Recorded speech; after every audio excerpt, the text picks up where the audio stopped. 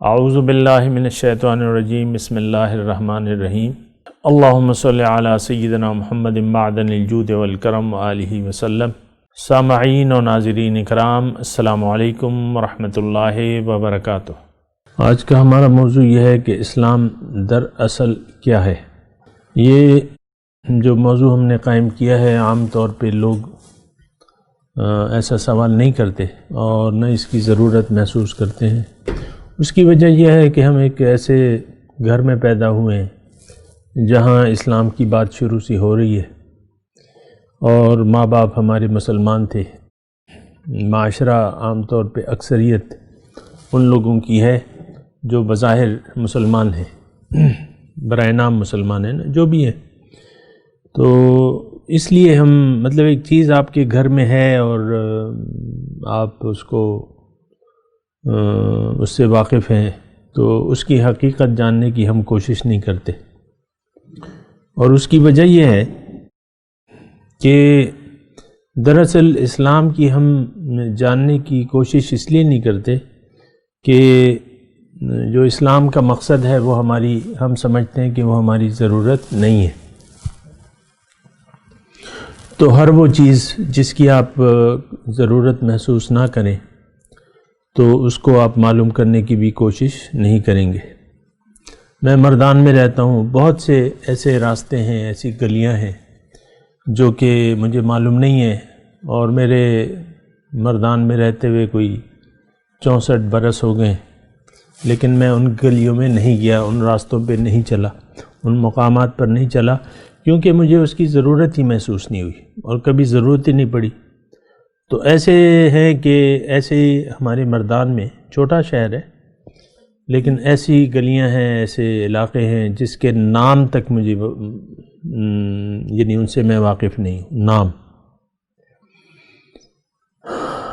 اور اس کی وجہ لا علمی کی وجہ، میرے لا علم رہنے کی وجہ یہ ہے کہ ان علاقوں کے جاننے کی مجھے ضرورت ہی محسوس نہیں ہوئی۔ میں جانوں گا بھی تو کیا ہو جائے گا، نہ جانوں گا، بس 64 سال گزار دیے میں نے بغیر جانے، اور زندگی گزر جائے گی لیکن ہم واقف نہیں ہوں گے۔ اسی طرح اسلام کا معاملہ ہے۔ اسلام کے بارے میں نہ تو ہم جانتے ہیں، نہ اور جانتے اس لیے نہیں ہے کہ ہم اس کو جاننے کی ضرورت محسوس نہیں کرتے کہ اسلام ہے کیا۔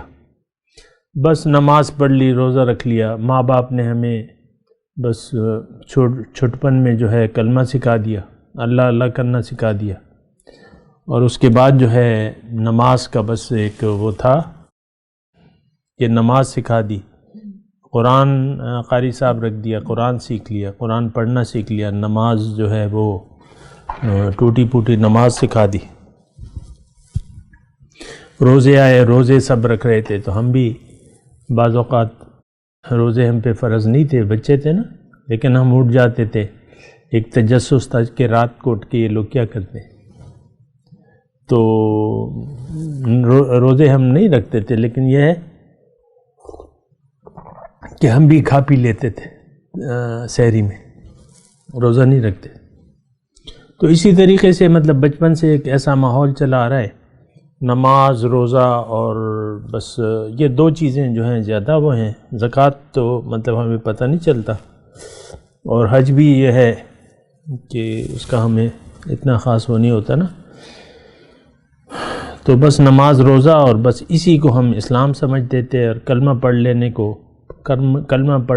لینے والے کو ہم مسلمان سمجھتے تھے، اور اپنے تئیں ہر ایک کو، یعنی ہر آدمی اس معاشرے میں اپنے آپ کو مسلمان سمجھتا ہے، لیکن حقیقت میں وہ مسلمان نہیں ہے۔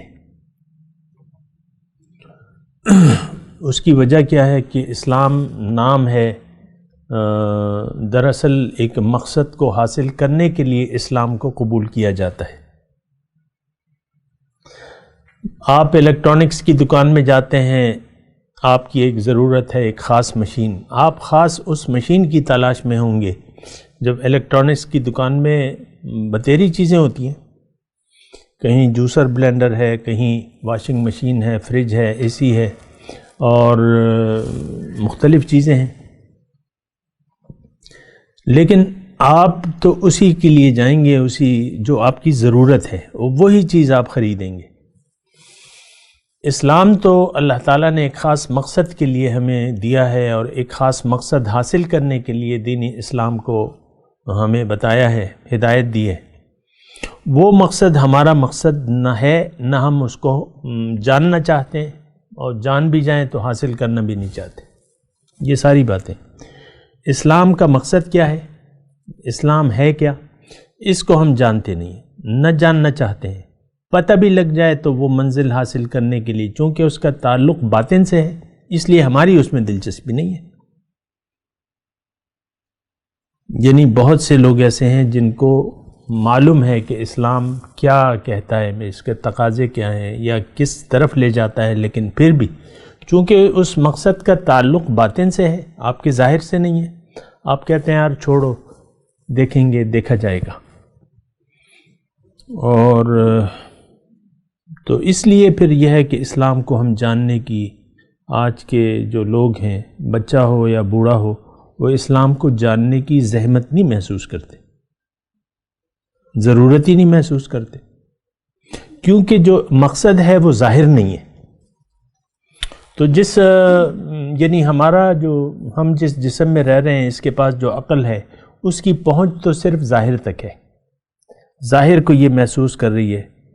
ایک گرمی ہے مثال کے طور پہ، تو آپ گھر والوں سے مطالبہ کریں گے یا خود لے آئیں گے، ایئر کولر لے آئیں گے، پنکھے کا انتظام کریں گے، ایئر کولر لے آئیں گے، یا ہر انسان اپنی اپنی حیثیت کے مطابق ٹھنڈک کا انتظام کرتا ہے، یا سردی ہے تو پھر ہیٹر کا انتظام، بڑی سردی ہے بھئی، تو یہ ساری مارکیٹیں جو بھری پڑی ہیں یہ ظاہر کے انتظام کے لیے، اور لوگ جاتے ہیں، خریداری ہوتی ہے، اربوں کھربوں ڈالر کی کاروبار ہو رہا ہے، وہ سارا ظاہر کا اس کا تعلق ہے، وہ ہو رہا ہے، بڑے مزے سے ہو رہا ہے،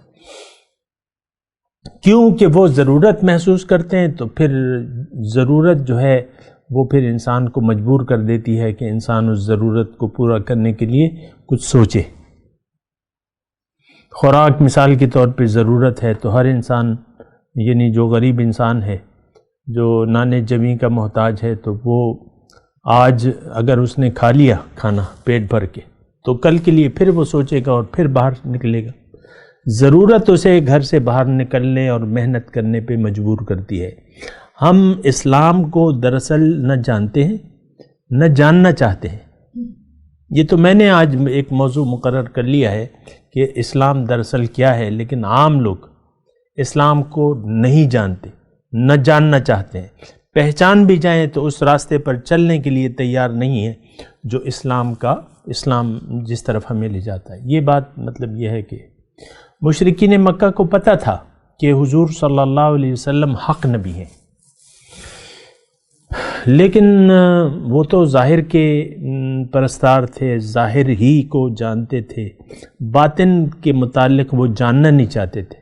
اگرچہ حضور صلی اللہ علیہ وسلم ان کو اللہ کی معرفت دینے کے لیے آئے تھے اور دین بتانے کے لیے آئے تھے، لیکن وہ مقصد ان کا تھا ہی نہیں، تو اس لیے یعنی جانتے بوجھتے جو ہے انہوں نے انکار کر دیا۔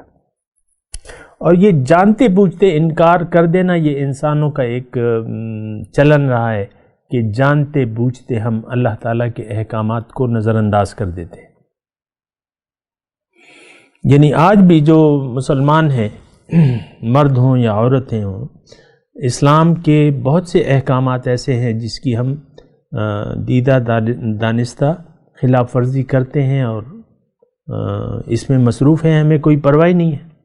ایک کام ناجائز ہے، ہمیں معلوم ہوگا، لیکن پھر بھی ہم کریں گے، کیونکہ ہمیں تو اگر ہم ناجائز کام کر بھی لیں تو کوئی بجلی تو ہم پہ نہیں گرتی،